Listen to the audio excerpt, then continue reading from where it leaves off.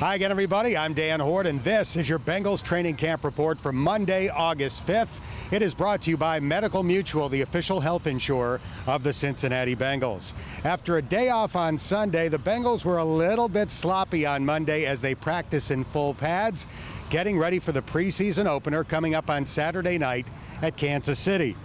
Andy Dalton looks like he's ready to go. Check out the pinpoint accuracy on this throw to C.J. Uzomah. Of course, we'll see more of the backup quarterbacks in the preseason games. And Monday was an interesting day for rookie Ryan Finley.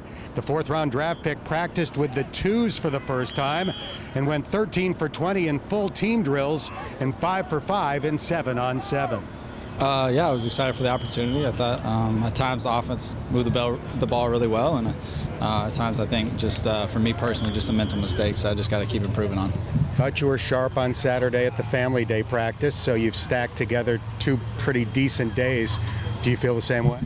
I'm just trying to get better every day. It's a learning curve for me, and just excited for the opportunity to just keep coming out here and getting better every single day.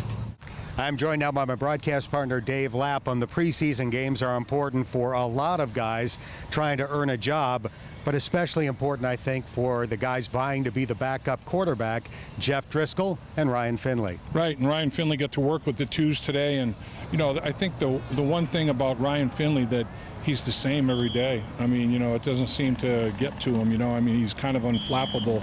He comports himself with a tremendous amount of poise, and I think in the heat of battle, that's going to be a big plus.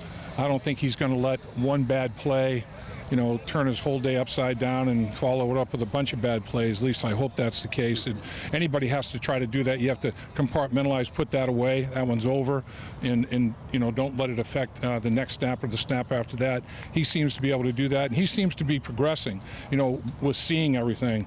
And the National Football League, the schemes are a little bit more sophisticated. The players are faster, quicker, stronger, bigger. So there's an adjustment to be made by every player going from the collegiate to the NFL level. Probably quarterback's the biggest adjustment. As I noted at the very beginning, it was sloppy today. Pre-snap penalties on both sides of the ball. There was a mishandled handoff between Andy Dalton and Travion Williams.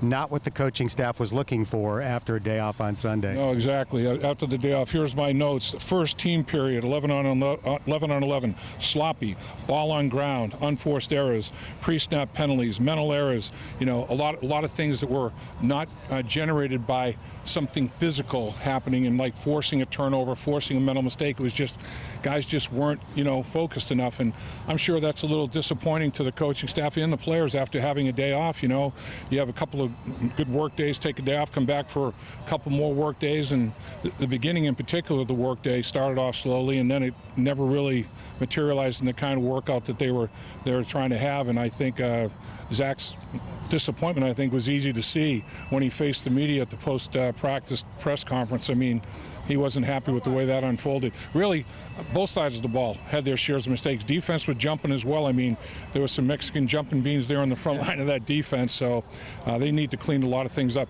The one thing I do like, though, every single practice, there is a big emphasis on situational football. And, situational football is huge. Dan Pitcher, we talked about it before, he's in charge of a lot of this. And when you've got games that 50% of the games are decided by a touchdown or less, 25% by a field goal or less. We're talking about one mistake potentially, or two mistakes, and that's situational football. If you make a mistake in a situation, or you don't execute properly in a situation, literally it can cost you a football game. So I like the emphasis. Either it's field position, down and distance, time on the clock, all these different situations. They are covering every single one of them and doing it multiple times a week.